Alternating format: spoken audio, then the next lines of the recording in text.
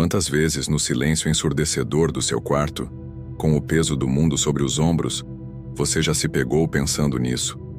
Quantas vezes, ao ver as notícias ou ao receber um diagnóstico devastador, a pergunta ecoou no vazio: se Deus é bom, por que Ele permite tanto sofrimento? Essa não é uma questão teológica abstrata, reservada para seminários e debates intelectuais. É um grito que nasce nas entranhas da experiência humana. É o sussurro de quem já chorou sem entender o porquê, a prece silenciosa de quem segurou a mão fria de alguém doente no hospital, o olhar fixo no teto durante uma longa noite de insônia, com um buraco inexplicável no peito. É a pergunta que assombra o coração que ama e que, por isso mesmo, se despedaça diante da brutalidade da dor.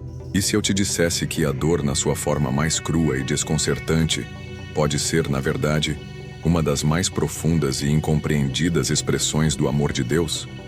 Calma. Eu sei que essa frase soa absurda, talvez até ofensiva, cruel. Parece uma tentativa barata de romantizar o que é, em sua essência, terrível. Peço que você não desista de mim ainda. Apenas me acompanhe até o fim com o coração aberto. Isso pode não apagar suas cicatrizes, mas pode mudar a forma como você enxerga cada uma delas e, por consequência, a sua própria história. Houve uma época da minha vida em que o chão não apenas tremeu, ele se abriu. Tudo aquilo que eu usava para definir quem eu era, tudo o que me dava segurança, pareceu ruir em câmera lenta. Não foi uma daquelas fases passageiras, uma tempestade em copo d'água. Foi escuro, longo, doloroso. Foi um inverno da alma que parecia não ter fim. Eu perdi alguém que amava com uma profundidade que eu nem sabia ser capaz de sentir. A ausência dessa pessoa era uma presença física, um membro fantasma que doía constantemente. Fui traído por quem eu confiava, por quem dizia me amar. E a punhalada da decepção foi mais cortante do que qualquer ferida física. Fiquei sem chão, sem emprego, vendo as contas se acumularem e o futuro se tornar um borrão de ansiedade. A sensação era de uma solidão cósmica, de que até Deus tinha me deixado, tinha virado o rosto. E foi ali, no fundo do poço coberto pelos escombros da minha própria vida, que eu fiz a pergunta que talvez você esteja fazendo agora, com lágrimas, raiva ou um cansaço profundo. Deus, se o Senhor me ama de verdade, por que está permitindo tudo isso? A verdade que eu comecei a descobrir, não de uma vez, mas em fragmentos de luz que perfuravam a escuridão, é que a dor, por mais contraditório que pareça, não é o fim da história. Muitas vezes, ela é apenas o começo de algo que não poderia nascer de outra forma. Existe uma ideia perigosamente equivocada, que foi alimentada em muitos púlpitos e aninhada em muitos corações. A de que seguir a Jesus é uma apólice de seguro contra as dificuldades da vida. Uma garantia de um caminho plano, céu sempre azul e ausência de problemas. Essa teologia da prosperidade, que trata Deus como um gênio da lâmpada obrigado a realizar nossos desejos de conforto, é uma das mais frágeis fundações para a fé. E basta olhar para o centro da nossa fé para perceber o quanto isso está fundamentalmente errado. Jesus era o Filho de Deus, perfeito, sem pecado. E ele sofreu. Sofreu como nenhum de nós jamais sofreu. Sentiu o aguilhão da rejeição por parte daqueles que ele mesmo criou. Conheceu a fome no deserto. Sentiu a dor da traição de um amigo próximo. Derramou sangue no Getsêmane, sob o peso da angústia. Foi humilhado, açoitado e pregado num madeiro.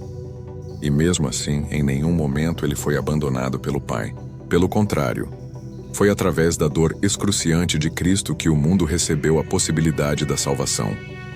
A maior tragédia da história se tornou a maior vitória. Se você acha que a sua dor é um sinal de que Deus te esqueceu ou te puniu, você está medindo o amor dele com a régua errada. Você está usando a régua frágil do conforto terreno, quando a régua de Deus é a da redenção eterna. A Bíblia, longe de ser um livro de contos de fadas, está cheia de histórias de dor, e nenhuma delas, quando entregue nas mãos de Deus, termina em derrota final. Pense em Jó. A Bíblia o descreve como o homem mais justo e íntegro de toda a terra. E num piscar de olhos, ele perdeu seus filhos, suas posses, sua saúde.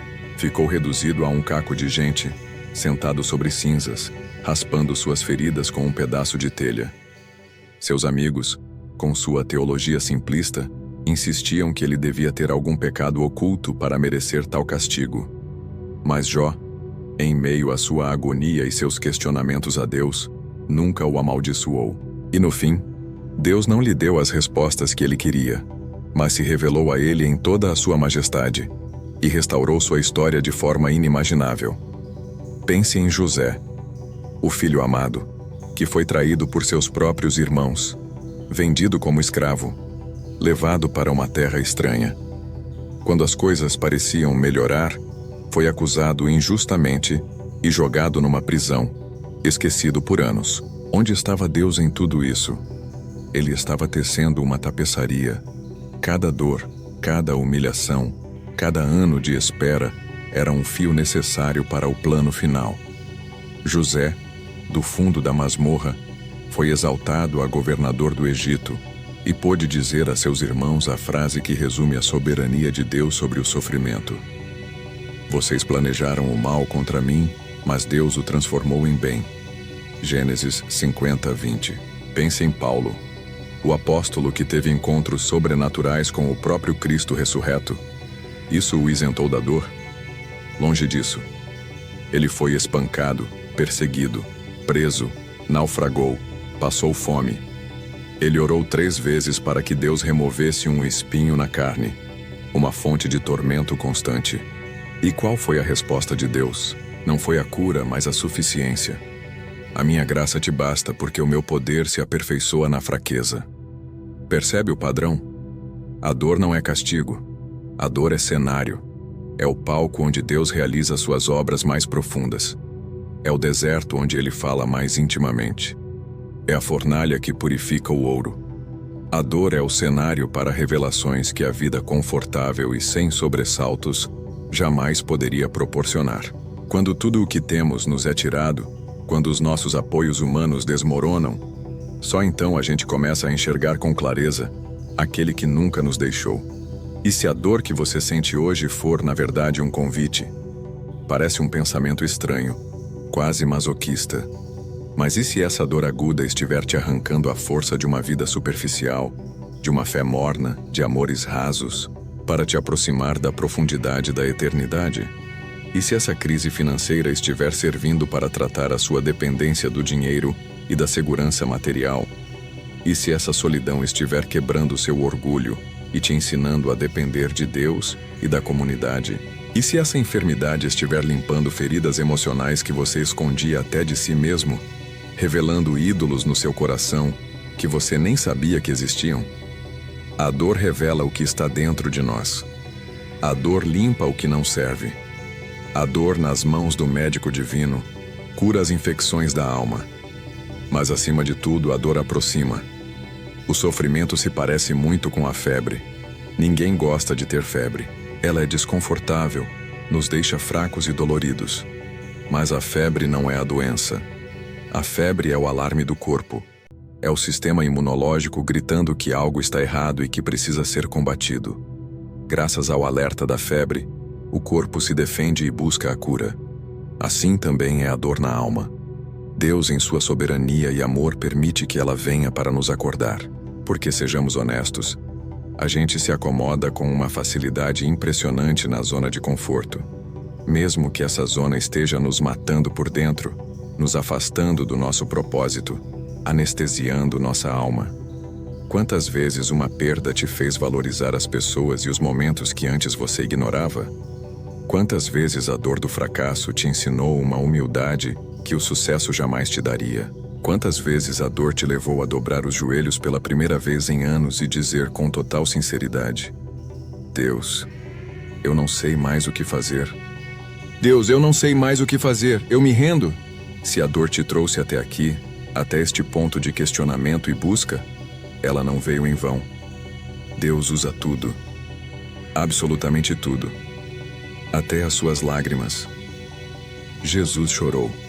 Essa talvez seja a frase mais curta e uma das mais poderosas de toda a Bíblia. Ele estava diante do túmulo de seu amigo Lázaro. Ele sabia com certeza absoluta que em poucos minutos o chamaria para fora da morte.